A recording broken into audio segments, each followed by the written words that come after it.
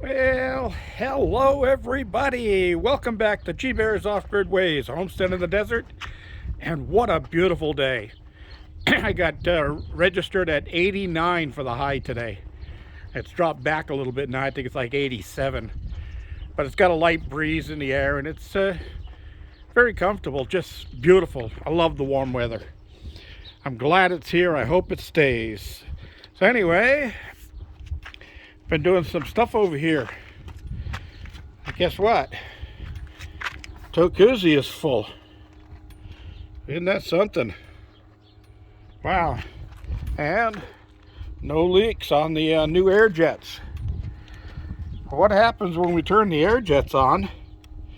It's a little bit loud. Let me step over this way. But here we go. Takes a second to blow the water out of the lines.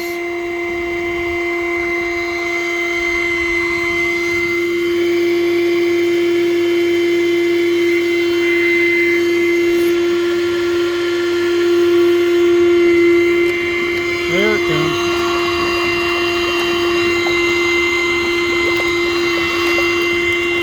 Hey, look at that. We have tote-cuzzi action. Yeah, we do. That's pretty cool. So anyway, I filled it up, finished filling it up this morning. And the water temperature right now is, looks like around 80. So nice and comfortable for a cool off, but not for sitting down and relaxing and having it soak away some sore muscles. Of course, the bugs are out in force. I mean, really. Look at all the ones I killed on the table here earlier. The little tiny things. They're weird little tiny things. Here's a pen. And let's see, that's how small they are. Smaller than the tip of a pen. But they come in hordes. They're attracted to white. And they land and then they start walking around and they get on you and they just cause you to itch and go bonkers. Just really, really bad. Crazy stuff. So we got that, and you see my propane bottles out here. Well, I got those all filled because that tank right there, I had that filled along with the last batch when I went down and had about 5 or 6 of them filled, and that usually would go with my barbecue. But for some reason, when I was taking it out of the van, I heard something clanging around inside of the tank.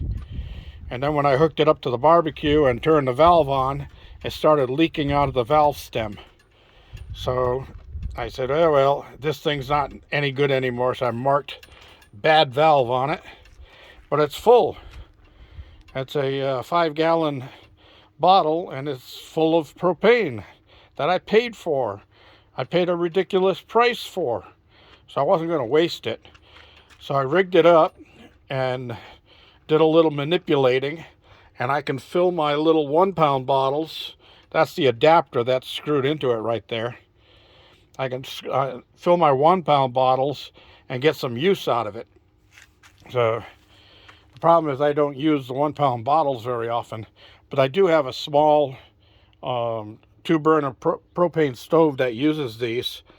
And what I'll do is, because the weather's so nice, instead of cooking indoors, I'll be using the barbecue, which uses one of these 5-gallon or 20-pound bottles is what they call them.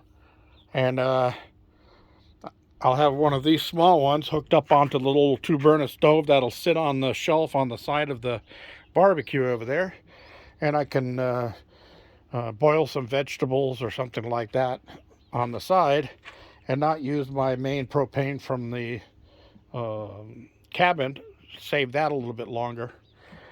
Temporarily, what I might do is take these pieces of wood off the edges of this, because I no longer need those on there, and I want to see if I can make this cover work to slide in over the top of my tote-cuzzi to keep the water from evaporating and keep the bugs out of there.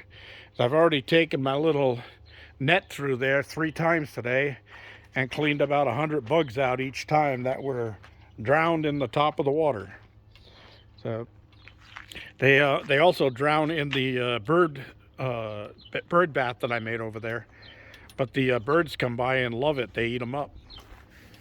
So that's one of the other things I did. Let's see what else we've got going here.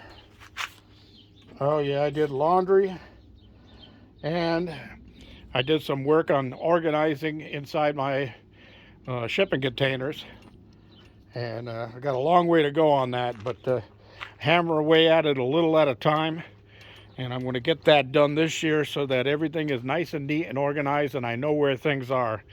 Because one thing that really aggravates me is when I need something, I know I've got it, and I go in the container and I search for an hour and I can't find it. So I run down and I buy another one, and then the next day I find the item that I was looking for.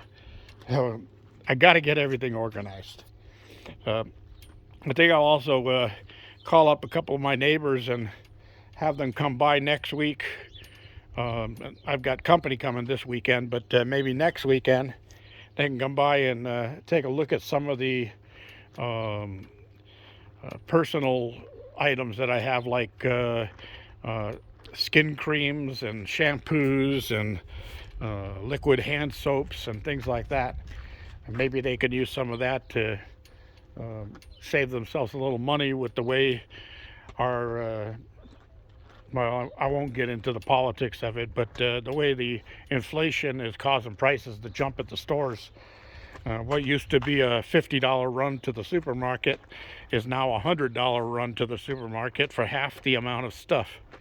So, I mean, I love my meat too. I like having a steak or some chicken or some pork or something like that, and that stuff is through the roof. I can't believe it. So anyway, that's really all I had on the list. I got my doors open on the battery room because it's really warm in there, and the breeze is just kicking up here just a little bit, but not enough to turn the PMA up there. And that's not creating any electricity for me up there, but my solar's doing just fine. So one of the things that I was mentioning to Tony from Tony and Leanne, or doing Redneck Things Off Grid with Tony and Leanne, everybody thinks they need more solar. Well, you don't need more solar. If your batteries are getting up to full charge within the first couple of hours in the morning, and they're holding a full charge all day until you go in the cabin at night or go in your motorhome or wherever you're living, and you turn on the electricity you got in there, and then all of a sudden your batteries are way down to 12.0 or 11.9 or something like that. Well, your problem is not enough battery power. You're charging your batteries up to full and holding it there all day long without a problem, but as soon as the sun goes away and there's no charge going in, the amount of electricity you're using is running your batteries down below their normal rate. Now, my batteries, like right now, I'm up in the 13.7 range. Okay, so 13.4 on the Harbor Freight panels, but 13.7 range on my main 100-watt panels, and 13.6 on my my new amorphous panels, the 300-watt panels. So by 8 a.m. in the morning, I'm usually on float, and right now I'm on float. Both units are saying float on them. Let's see if we get in there. Yeah. On the left side, right below the solar panel, it says float. So I've got more power coming in than I'm using through the day. So that's more solar than I really need. And it's not any wind power because, as you can see, there's nothing coming in on the wind power right now. It's just the solar. It's more than I need. But after the sun sets, my batteries drop back down to 12.6, 12.7. So this whole battery bank is at, because I'm running a 12-volt system, is at full charge, even though there's no charge coming into them. Because the 12.6 is a full 12-volt battery. And that helps to keep the batteries happy through the night. So when I get up in the morning, sometimes I'm down to, let's see, probably 12.5, 12.4 I've seen a couple of times, depending on what I run through the night. If I forget the TV on, or forget the monitor for my camera system, things like that, and I'll let those run all night long, or if I leave the lights on in the containers. But one thing that you can do is build up your battery system to where you, after dark, when you're using stuff inside the cabin or inside your home, that your batteries are down to just a full charge rate. And then first thing in the morning when the sun comes up, they go up into the float, and that's it. I mean, within 45 minutes or so to an hour of sunlight after sunrise in the morning, my batteries are at float, and they stay there all day long, even though I'm running stuff inside the cabin and I'm running stuff inside the containers in my shops and things like that. But you want to make sure that you all the electricity that you use is powering the most efficient stuff. Heating elements and cooling elements use the most electricity. Air conditioners, toasters, electric griddles, hair dryers, crock pots, anything that heats or cools uses a lot of electricity. Your lights, even if you've got a 12-volt system and you're living in a camper or something like that, or in a motorhome, your lights, the bulbs, if they are incandescent, then you're going to use a lot more electricity than if they were LED. So switch everything over to LED. I know it's a little expense, but you'll be happy in the long run, because you got to remember things like an LED bulb rated at 7 watts puts out more light than an incandescent bulb rated at 70 watts. And it uses 1/10 the electricity. 1/10.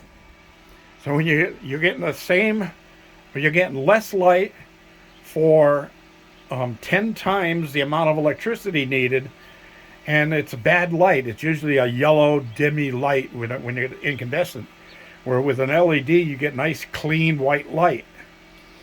And that's a good thing.